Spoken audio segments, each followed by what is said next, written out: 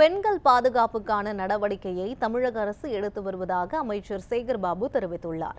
சென்னை அய்யனாவரத்தில் உள்ள ஆதிசேமத்தான் கோயிலில் நடைபெற்று வரும் திருப்பணிகளை அறநிலையத்துறை அமைச்சர் சேகர் பாபு ஆய்வு செய்தார்.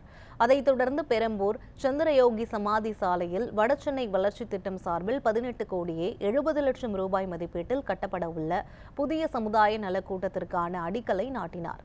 மேலும் சென்னை மாநகராட்சி 74வது வார்டுக்கு உட்பட்ட பகுதிகளில் 2 கோடியே 75 லட்சம் மதிப்பீட்டில் மழைநீர் கால்வாய் அமைக்கும் பணி, 66,50,000 மதிப்பீட்டில் வடிகால் வாய் அமைக்கும் பணி ஆகியவற்றுக்கும் அடிக்கல் நாட்டினார்.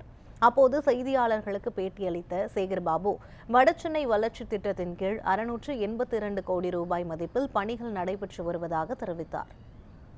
அதில் குறிப்பாக வடசென்னை வளர்ச்சி திட்டத்தின் கீழ் சுமார் 28 பணிகளை 682 கோடி ரூபாய் செலவில் திட்டமிடப்பட்டு அதில் பெரும்பாலான பணிகள் ஒப்பந்தம் கோரப்பட்டு ஒப்பந்தம் இறுதி செய்யப்பட்டு பணிகள் துவக்கப்பட்டு நடைபெற்று வருகின்றன.